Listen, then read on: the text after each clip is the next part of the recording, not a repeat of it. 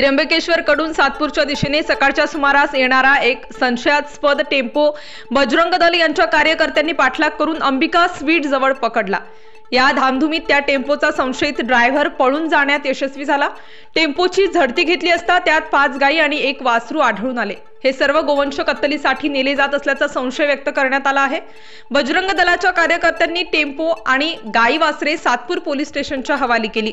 त्यावेळी सातपूर पोलीस स्टेशनचे वरिष्ठ पोलीस निरीक्षक सोहन माचरे आणि कर्मचाऱ्यांनी त्वरित पंचनामा करीत टेम्पो आणि गायी वासरे ताब्यात घेतली। या टेम्पोच्या फरार ड्रायव्हरचा शोध लवकरात लवकर घेऊन संबंधितांवर कडक कारवाई करू असं आश्वासन देखील सातपूर पोलीस स्टेशनचे वरिष्ठ पोलीस निरीक्षक सोहन माचरे यांनी दिले आहे। बजरंग दलाचे प्रखंड संयोजक राहुल पवार आणि त्यांच्या बजरंगी सहकाऱ्यांनी ही धाडसी कामगिरी केली। या सर्व बजरंगीचे सर्व स्तरातून अभिनंदन होत आहे। आम्ही आमच्या गार्डनच्या उभं होतो। गाडी त्र्यंबकच्या दिशेने इकडे येत होती सातपूरकडे। आम्हाला त्या गाडीवर डाऊट आला आणि मागं फळ्या वगैरे लावलेले दिसल्यानंतर आम्ही गाडीचा पाठलाग केला। अंबिका स्वीट समोर सातपूरला सर्कल अंबिका सर्कलजवळ ती गाडी थांबवते क्षणी ती गाडीत पाहिलं तर आम्ही 5 ते 6 गाया एकदम कोंबून भरून ठेवलेला त्या गाडीमध्ये। आणि त्या गाडीचा ड्रायव्हर पळून गेलाय तिथे। गाडी थांबवताच गाडीच्या ड्रायव्हरने धक्का देऊन पळून गेलाय। गाडी तिथंच टाकून दिली। आपण कोण होते तिथे? नाव काय? मी बजरंग दल प्रखंड संयोजक राहुल पवार व आमचे सर्व बजरंगी सुरक्षा रक्षक प्रमुखे, साप्ताहिक मिलन प्रमुखे,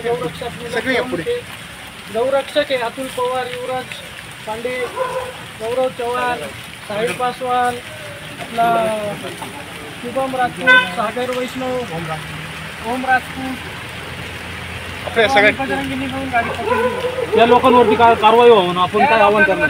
जशी गौमातेची कत्तल करता त्या प्रकारे त्या लांड्यांवरती कडक कारवाई झाली पाहिजे। जसे आमच्या गौरक्षकांवर काल दूध बाजारामध्ये हमला झाला ना, त्याच प्रकारे जशी यांच्यावर पण कारवाई कडक झाली पाहिजे। गाडी कुठून येत होती? गाडी ही त्र्यंबकच्या दिशेने येत होती, त्र्यंबककडून सातपूरकडे येत होती। आणि त्या ठिकाणी मग पोलीस पोहोचले का लगेच?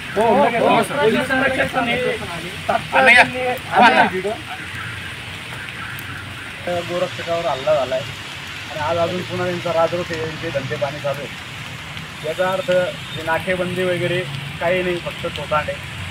नाकेबंदी असती तर सिटीपर्यंत गाडी देऊ शकत नाही। यांचे आता दिवसेंदिवस जे आहे यांचे डेअरिंग वाढते आणि कमी काही होत नाही, वाढताना दिसतंय।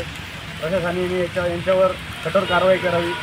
जी गाडी आत्ता पकडली ही सुटू नये आणि ज्या कोणाची गाडी आहे किंवा ज्याच्यासाठी माल आणला जातोय त्यांच्यावर असं कडक असा मोक्का वगैरे सारखा गुन्हा दाखल व्हावा, जेणेकरून तो भविष्यात असे काही उपद्रव समाजांमध्ये तेढ निर्माण होईल, असा उपद्रव करणार नाही, अशी कारवाई करावी एवढी प्रशासनाला विनंती। आता त्र्यंबकेश्वरच्या रोड दिशेने गाडी आलेली आहे, मग त्या ठिकाणी पोलीस बंदोबस्त देखील असतो। त्र्यंबकेश्वरच्या ठिकाणी नाकाबंदी असते, परंतु त्या ठिकाणून गाडी येते, मग काय सांगणार तुम्ही? नाही तेच ना, मग बरं का नाकाबंदी म्हणजे ती फक्त नाम मात्र आहे ना, असंच म्हणता येईल ना।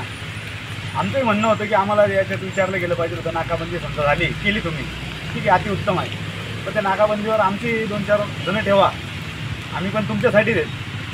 हे आमचं जे काम चालतं हे डिपार्टमेंटला अनुसरूनच चालतं, तर तुम्हाला धरूनच चालतं। आमचे जर दोन पोरं सकाळी 2 पोरं रात्री असे घेतले असते अजून तुमच्या कामाला अजून जास्त हातभार लागला असता आणि आम्हाला पण गोसेवेचं पुण्य भेटलं असतं।